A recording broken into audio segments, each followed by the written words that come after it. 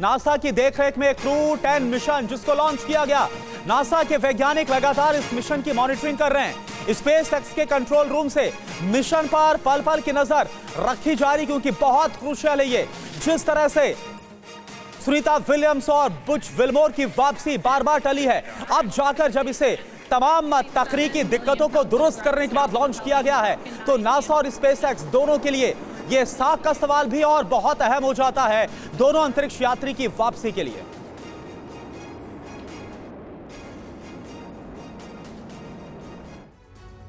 और चलिए अब आपको बताते हैं कि स्पेस में सुनीता विलियम्स कर क्या रही हैं, यह आपके लिए जानना जरूरी है।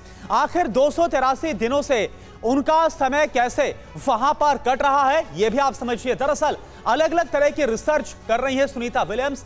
अंतरिक्ष में जीवन से जुड़ी कई जो रिसर्च है उनको अंजाम दिया जाता है इंटरनेशनल स्पेस स्टेशन में, और इसी से जुड़ी जो रिसर्च है उसको आगे बढ़ा रही है। 1 से 2 घंटे एक्सरसाइज का समय भी तय होता है ताकि फिटनेस बनी रहे। 8 से 10 घंटे की नींद बेहद जरूरी होती है। तमाम वो जरूरी है काम है प्रोटोकॉल से जिसको फॉलो किया जाता है एस्ट्रोनॉट्स की तरफ से।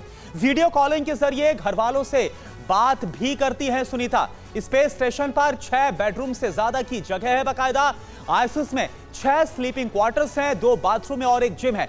ये सब कुछ है, ये तमाम जो सुविधा है वो इस वक्त आईएसएस में मौजूद है। मनीष पुरोहित जी, मेरा एक सवाल आपसे ये है कि अब जिस तरह से बताया जा रहा है कि आज रात जो डॉक कर जाएगा ड्रैगन कैप्सूल आईएसएस के साथ, इसके बाद हमने प्रोसेस तो समझाया, लेकिन क्या यहां पर भी कोई कॉम्प्लिकेशंस होते? क्योंकि कहा यह जा रहा है जब ये पूरा प्रोसेस हो जाएगा, हैंडओवर हो जाएगा, तो 19 मार्च की वो तारीख है संभावित जब वापसी हो सकती है। लेकिन क्या यहां पर भी किसी तरह की कोई कॉम्प्लिकेशंस की गुंजाइश है, या फिर अब सब कुछ आपको ठीक नजर आ रहा है? देखिए, स्पेसएक्स जो है वो अभी तक तकरीबन 20 ट्रिप कर चुका है, 20 बार आ जा चुका है इंटरनेशनल स्पेस स्टेशन पे, और नासा के कॉन्ट्रैक्ट के साथ ये उनका 10th मिशन होगा जो क्रू 10 अभी डॉक करेगा जाकर। उससे पहले क्रू 9, मतलब 1 से 9 की गिनती के हिसाब से 9 बार क्रू को लेके जा चुके हैं वो इंटरनेशनल स्पेस स्टेशन पे। तो काफी प्रूवन टेक्नोलॉजी है। एंड मैं तो ये कहूंगा कि इतना डिले क्यों हुआ ये भी एक समझने की बात है, क्योंकि ये काम तो ये पहले भी कर सकते थे। स्पेसएक्स के लिए कोई बड़ी बात नहीं होती, बिकॉज वो ये रेगुलर बेसिस पे कर रहे हैं। अगर आप देखें तो स्पेसएक्स ने फॉल्कन के अभी पिछले 5 दिन में 3 लॉन्च कर दिए हैं, तो उनके लिए ये बहुत रूटीन जॉब है स्पेस के अंदर। अच्छा, ये इतना डिले क्यों हुआ मनीष जी? थोड़ा सा एक बात है, क्योंकि लगातार सवाल उठे गए जो पॉलिटिकली जो हमने देखा, मोटिवेटेड भी कई सवाल उठे हैं। डोनाल्ड ट्रंप की तरफ से निशाना भी साधा गया, जो पूर्व प्रेसिडेंट हैं जो बाइडेन की, वो चाहते ही नहीं थे कि जो क्रू है जो फंसा हुआ है वो वापस आए। तो इन सबको आप कैसे देखें, क्योंकि आपने अभी ये सवाल उठाया और बहुत लाजमी सवाल है कि इतना वक्त क्यों लगा?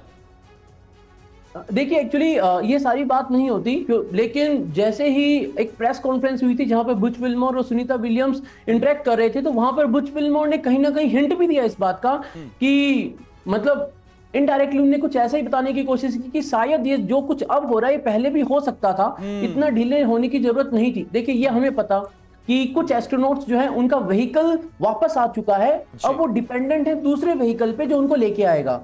अब इस बात को एग्जीक्यूट करने के लिए जब आपके पास स्पेसएक्स है और वो ड्रैगन रेगुलरली फ्लाई करता है, ड्रैगन ने फ्लाई किया था सितंबर अक्टूबर में, तो they could have planned 1 more dragon flight और इनको वापस ला सकते थे। अब जब बात करते हैं डॉकिंग की और डॉकिंग के बाद के प्रोसेस की, तो एक बार लिफ्ट ऑफ होने के बाद जब ड्रैगन कैप्सूल रॉकेट से अलग हो जाता है, तो उसके अंदर इंजन्स को फायर करा जाता है, उसके रॉकेट इंजन्स को फायर किया जाता है और उसको परफेक्ट ऑर्बिट में लाया जाता है, जिससे कि वो ग्रेजुअली इंटरनेशनल स्पेस स्टेशन के साथ अलाइन हो जाए और डॉकिंग हो जाए।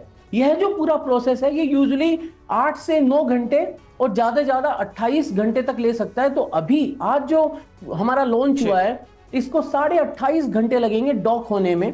डॉक होने के बाद फिर एक तरीके से आप ये मान लीजिए अभी ये बाहर से जाकर जब डॉक होगा इंटरनेशनल स्पेस स्टेशन से, तो इसको इंटरनेशनल स्पेस स्टेशन का एक हिस्सा बनना होगा। यानी जो इंटरनेशनल स्पेस स्टेशन के अंदर का एटमॉस्फेयर है वैसा ही एटमॉस्फेयर इधर भी मेंटेन करना होगा। और वो जो चैम्बर है जो खुलता है जिसके थ्रू एस्ट्रोनॉट्स एक साइड से दूसरी साइड जाते हैं, वहां पर पूरा प्रेशर मेंटेन करना होगा, जिससे कि कोई ऐसी अनहोनी ना हो कि आप लैच को उसको खोलें और जैसी हैच खोल कर आप जाना चाहें वहां पर कोई मिसहैप हो जाए। लेकिन आजकल टेक्नोलॉजीज काफी प्रूवन है, वेल टेस्टेड और मैच्योर टेक्नोलॉजीज है, तो वहां पर कोई इश्यू आता नहीं है, क्योंकि वो हैचेस अपने आप नहीं खुलते, सेंसर्स की मदद से खुलते हैं। जब तक दोनों साइड का जो प्रेशर है वो सेम ना हो जाए। जी। उसके बाद जब एस्ट्रोनॉट्स इंटरनेशनल स्पेस स्टेशन में चले जाएंगे, देन वहां पर वो मीट एंड ग्रीट होगा, देन हैंड ओवर होगी सारी जिम्मेदारियां, फिर प्रोसेस चालू होगा वापस आने का।